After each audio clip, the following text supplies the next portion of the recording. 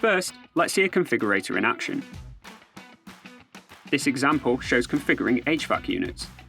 The DriveWorks form designer makes it easy to create custom forms that match your brand and gather the order information you need.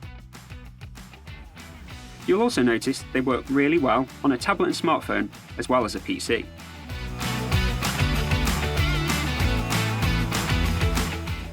Now let's look at what's involved in setting up a configurator, like this HVAC one, using DriveWorks.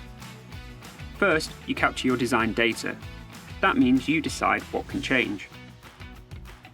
Then you create the user interface.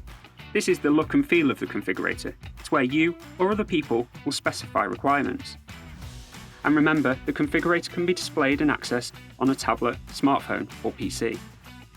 Next, you add rules to drive your models and documentation.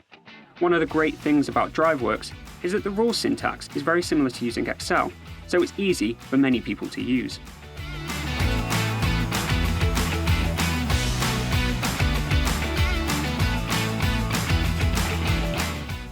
So, once you've been through these 3 steps, you can use your configurator over and over again to generate the files and documents you need.